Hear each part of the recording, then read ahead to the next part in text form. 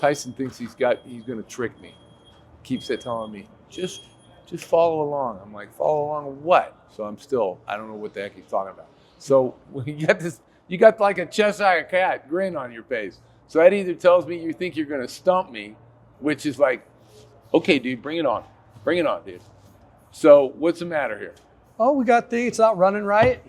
It's a Nissan, dude. What could be wrong with it? It's not a diesel. Fired up. The first thing comes to my head on this truck is if you looked at the oil, like in the valve covers, because this engine does not like sludge, bro. That's right. Well, it runs like a turd, dude.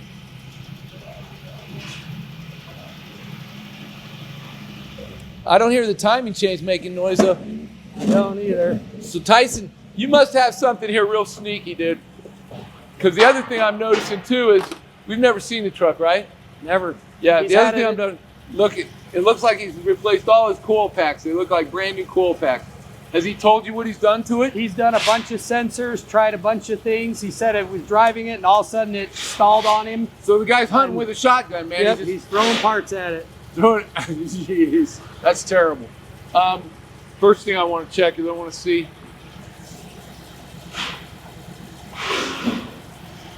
Nope, looks pretty clean down in there. Huh. Man, it's running like crap, dude. So what did you find so far? You gonna make me guess, or you want me to see if I can figure it out? Is that what? I looked at what's the game here, brother? I looked at the Mode 6 data, and I've got misfirings on the odd bank, and none on the even bank. So it tells me there's a problem on one side of the engine. Let's take it upstairs. Let me look. You want me to leave it running? Yeah, leave it running, but let's go fast. I don't want to leave it running too long. But you know, you got to wonder how long's the guy been driving it like this. I'm thinking catalytic converters are toast in this thing. And maybe it's plugged up. So I got my trusty temp gun here. Let's have a look. Oh, has everybody noticed my super sweet drive-on in-ground rack now? I love it. It's pretty nice, huh, Henry? Okay, so what I want to do, I can tell Tyson probably knows. So let's just see how fast I can figure it out. Holy smoke. This side's hotter than a poker. Yeah. This side is way getting hot. Okay. This side I can feel the radiant, you know, right in my face. This thing's like, whoa, the sun. Look. Yeah. Now is it hitting it all? Let's go in front of the cat. Nope. That whole bank is shut down. Okay. The clock's on, man. I gotta figure this out because I know he's thinking he's smarter than me, and he is, but I can't let him know that. Let it down, Tyson. Okay, the first thing I'm gonna do, I can't imagine that I got a whole bank that's got, because there's nothing firing in that bank. I'd have some heat in that manifold. So the first thing I'm gonna do is I'm just gonna pull a coil pack out of it, pull a spark plug out. I'll crank it, I'll be able to hear that it's got compression. I'm sure it does. I can't imagine the whole bank went down. The engine sounds too good. But then I'll check to see if I got spark. Shut it off. Okay, smarty pants, tell me what you do next. Or have you already done it? So I pulled the cam sensor just to make sure oh my gosh, that's not what I would have done, dude. It was easy to get to, quick, easy check. And why'd you pull the cam sensor? See if the cam's turning? See if the cam is spinning because it's got two separate timing chains. I know. So I figured I'd get that out of the way. This thing would sound like hell. I can't imagine it, you know. So now it's, you know. So you got, well, you could have, why'd you pull the cam sensor? You could have just looked at the screen. Caught him. Was it easy, physical? Caught him. Because I was, well, looking at the data, I wasn't seeing anything real off with the VVT stuff. I'm telling you, you know, I'm an old school guy, man. Sometimes, let's just see, that looking at data, it's great and it has its place in the world. But I'm telling you, I think, you know, you go back to being old mechanical. Let's whip out one of them coil packs, the easiest one to get to, pull a spark plug out of it, put the plug in it, let's crank it and listen to it. Okay? All right. Fire it up. What I love about Tyson is he could have just gone, like most guys, would have gone and got an extension, a spark plug socket, and a ratchet, maybe his air tool, and walked over here with it. The problem with that is it took him basically just as long to push his entire, we call these the teardown boxes, his teardown box to where he's working so that if he needs something else, a pair of pliers, a clip, a spark tester, whatever, he's got it with him. Remember that, guys. You think that, you know, hey, I just need to go over there and get that. When you're working on something, bring your toolbox with you. That's why you don't want some big old toolbox sitting up against the wall with a top box and all that. They look great, but you know, they're good for storage and that's it, not for working. Yeah, let's pull that plug it back in there, plug that thing in, and let's see if it snaps. Well, I've got a spark tester. I want this plug in it. Let me just look at it. Okay. I still want the plug out. Yeah.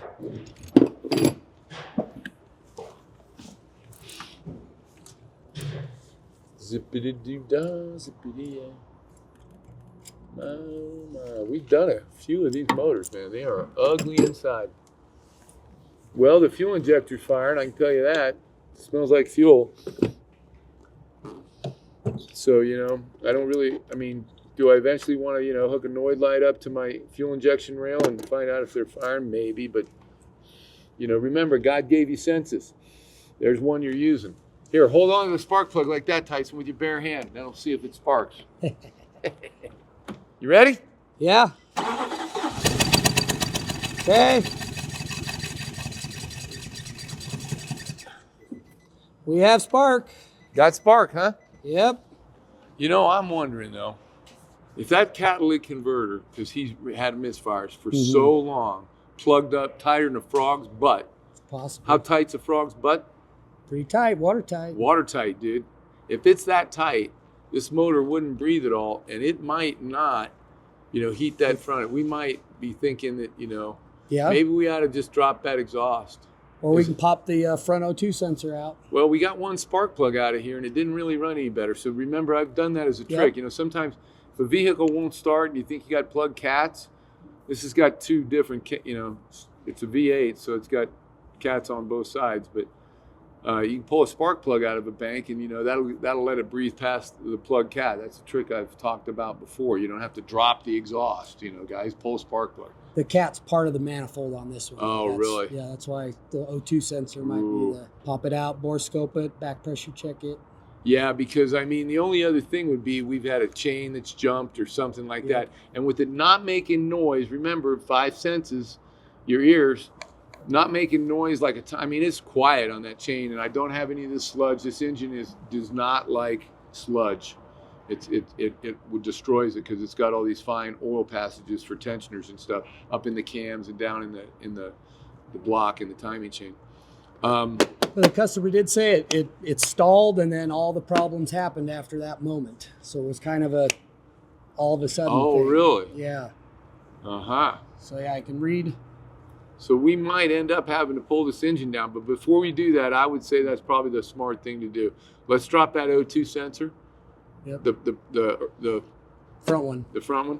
Let's have a look and see if it, and then leave that plug out because we'll end up doing we could maybe do a compression test on this side, and it would tell us. Let's run a compression real quick just to see. It's on that one. Yeah. See all these dead giveaways for a do-it-yourself, or he had a loose negative terminal, and he ran a screw down in there to tighten it up. It works. Not a bad idea. I would have said just get a new terminal on it. But as mechanics, we start to see these little things and people where they just throw all these parts at a vehicle. You don't know whether, maybe they put a part on that was low budget, not quality. And, this always makes it harder for mechanics trying to find your nightmare when you've been working on it, throwing parts at it like hunting with a shotgun. The best thing you can do, I'm going to tell customers out there, if customers watching this, the best thing you can do if you decide to do that, you want to go hunting yourself with a shotgun, is be full disclosure and honest with your mechanic if it finally ends up in a shop. Don't take it in there and say, well, I don't know why, tell him everything you can. Be a information dump. And the other good thing would be to bring all your parts invoices, or maybe another shop worked on it. All that information is really helpful to a good mechanic. Okay, man, let's crank that thing. Wow, we got nothing, bro. We got nothing. The plot thickens. That whole bank. Now I'm thinking maybe the chain has jumped or something. Always start with mechanical. Yeah, always start with mechanical. There's good for you, Tyson. You can throw $1 million spark plug, $1 million ignition coil, $1 million injector, $1 million blah, blah, blah, blah, blah. But if you ain't got good equal umph in your cylinders, you've wasted millions of dollars. That's my point of that little thing. And we got no compression. So I want to do one more thing. I'm going to do it just to make myself happy. I want to check compression on the passenger side. Just make sure everything's bumps up over there and see what we got. Okay. And then I want to go back over here and do just another hole. Okay? Okay. And then we'll have so leave all the plugs out of it that you're pulling out of it. Let's go over here and do one real quick.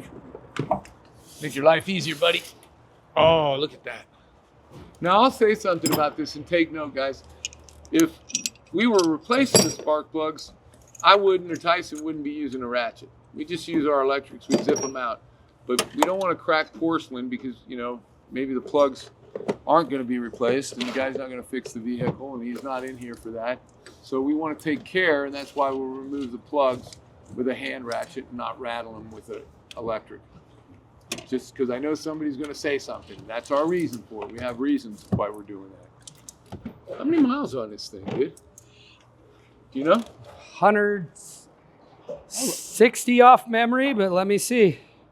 164. 160,000. Well, it could be one of the chains driving the camshafts too, Isn't there on this motor there's It doesn't have a separate, like a Toyota where it has a little chain and then the big chain. It does not? No, it just has one. You ready, Tyson? I'm ready.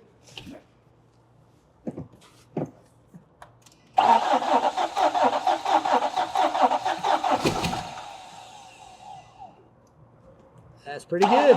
Okay, we're good. Sounds like you got compression. 200 PSI. Yeah, man. Well, let us take one more plug out on this side, and then we'll call the guy and give him the bad news. And the bad news is he probably did not need all those parts that he threw at this thing. He's got a mechanical issue that's in the motor. And our next step, if we have no compression on this side, our next step will be to pull the valve cover off and do some exploratory surgery for him. So yes, you can take the valve cover off, but that won't show you the chains. There's still the front VVT housing that has to come off to actually see the sprockets. Yeah. So it's a job. Yeah, full-time chain cover. So I got this Nissan Titan truck out there. Yes, Are you the service writer on that? I am. This is Dave at Dave's Auto in Centerville. How are you? I'm good. How are you doing? Good. Hey, your service writer's Matt, and he's here listed on the speakerphone, and I need to gather a little information from you here. It looks like Aubrey kind of took you in, gave initial assessment. I've got a note here that you yourself replaced a bunch of sensors, VVT, solenoids, multiple misfire codes, had a different shop replace a bunch of easy stuff. I see it looks like it's got new coil packs on it. Maybe. Yeah, it's got new spark plugs underneath the packs as well. Mm-hmm. So, what shop did that? It was just a guy. Okay. I was trying to get it done and let him make a little bit of money at the same time. And You he didn't. had it for a little while doing all this stuff, and nothing ever changed. Like it's always been the same after all these pieces and parts we put on it. Yeah. So how much? Just for my education, how much money are you into this so far? 1,000 probably, maybe more. Yeah. I didn't buy all OEM parts, obviously, so it's not as bad as it would have been had I bought all the Nissan. Here's what we're gonna do for you. How did you come to hear about me, Mr. Williams? I watch you a lot on YouTube. Okay, then that's At some point, you come across my feed, and I watch you about every day now. So well. I'm sorry about that, but I'm gonna tell you, since you do watch me, you know that I'm gonna just tell you the truth, good, bad, or ugly, and this is ugly. Okay, so let's just get to it. I've done my initial assessment on it, and it's not good. So we'll continue here, and I'll just tell you what we're gonna need to do next. okay. You've got a dead bank. I'm shocked that somebody that whoever you took it to. So you've never had this diagnosed, right? Not by anybody that knows anything. No. Yeah. Well, I'm sorry about that. I call that hunting with a shotgun, and sometimes you'll hit the bird, but in your case, you blew off a bunch of shells and you didn't hit anything, and I'm sorry, that sucks. But sure. but we're gonna hunt with a rifle, and in order to do that, I'm going to tell you what I've done so far. Your driver's side bank is dead. It's not. There's no compression in any of the holes. Right. It is. We that was at the point at which the guy he told me that here a week or two ago. Okay, we're going to have it looked by somebody that knows what they're doing. Yeah, well, why They're didn't... not tearing into my motor. Yeah, that's what I don't understand is why did he tell you that after he replaced all those parts? I mean, you know... So that was the very last thing that he did. And he ended up actually having to buy whatever tools that is to do that with. Yeah. My point is like... Yeah. I know. I don't even want...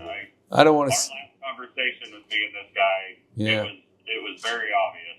Yeah. It was somebody that my wife knew. You know how that goes. Yeah. He claimed to know what he was doing. He fixed a couple other little things for us, and everything went just fine. And then when this happened, it was just like, oh, yeah, let's just take a look at it and see what you can come up with. And a month and a half later, and nothing's any different. So. Yeah. All right. So here's what we've got. We've got your driver's side bank is totally dead.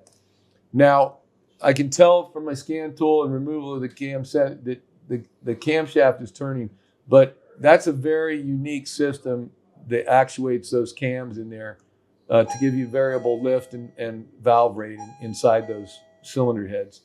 I'm going to have to, the next thing I think we better do is pull the valve cover and the timing chain cover. But, whatever we find, this is just going to be exploratory surgery. I mean, you're going to end up, I'm guessing at this point. I'm going to tell you right now, I'm guessing, but I'm not guessing about what I need to do to tear it down, but I'm going to guess where this is probably going to end up.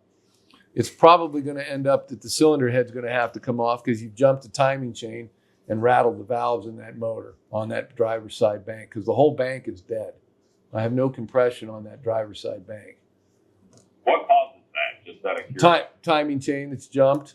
Did this thing used to rattle? I mean, I don't notice any rattling in it now, but did it used to rattle on a cold startup? No, it's done everything perfectly until one day I was driving home on Legacy Highway, and it just literally died. Like the stereo was running, everything was fine. I didn't even realize that it had shut off until I was losing speed. I went to put the gas on, and just nothing was happening. And I just pulled over and was able to get it started back up, and was able to get it up to a place off the highway. And then, but when you started it up, did it run the way it's running now? Kind of just yeah. Okay. Yeah.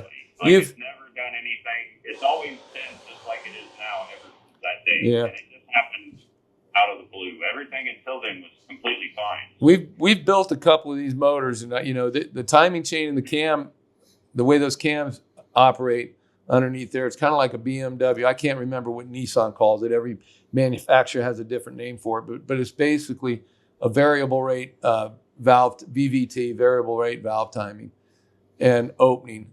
So we're going to have to kind of look at that and find out what the heck's gone wrong with it. And I don't know whether you've rattled the valves. If it got out of time, there's a possibility you could have valve to piston damage. And but I won't know that till I look into it a little further. So what I'm going to tell you right now is if you want me to continue now, this isn't going to, what I'm about to tell you is very rarely, in fact, I'm going to just tell you flat out, it probably is not going to fix a dang thing, my diagnosis, but I've got to tear into this. So it's not wasted money. This is normally, we don't have to do this. We can come to some type of assessment, but in your situation, I'm going to have to open the motor up a little bit. And that opening is going to be the front timing cover and the upper valve cover on the driver's side. I'm going to have Matt call you here in a minute, give you a price on that. That's going to give you a little bit of time to go get some oxygen and take some deep breaths. Oh, I know. Yeah, and I knew it was going to come to this. That's why I was trying to let the little guy do it for a minute. Yeah. Well, obviously, the time has come. So. Yeah, the time has come. So let me tell you, and so that you understand, this teardown is going to be part of you. You're not losing money. What I'm going to do to get into this thing is surgery. I got to cut the patient open anyway. But I don't know whether I can just replace one part or got to tear it down more or whatever. I won't know that till I basically cut the patient open and look in it. So I just want you to be clear that we're just kind of going to be doing some exploratory surgery that's absolutely necessary. It's part of the repair, but I won't have the repair for you exact on it till we get the patient cut open. You understand? No, I'm completely with you. Thank you for your confidence in us. We won't let you down. And I'll have Matt. He'll be calling you here within a half hour with the quote to get it tore down to have a look at it. Thank you, sir. Thank you. Bye-bye. Okay. You know what I need? Yes, I do. I need front timing cover off of it. Labor to do that. R&R front timing cover. Okay. And then you said valve cover also? I think that'll be part of the job. Okay. I'll double check that. Yeah, I think it has to. Okay. Tomorrow. I'll get working on that. All right. Thank you. You bet. Okay, so sometimes you really like to tell a customer zero in on it, and but sometimes you need to do exploratory surgery. And in this case, with the whole bank dead, I'm gonna have to pull the timing cover off of that, check timing marks, find out what's going on. Hopefully, he's jump timing. Oh, and hopefully he hasn't rattled the valves. But we'll figure that out and give him a call back. We'll make sure we'll show you that teardown when we get to it.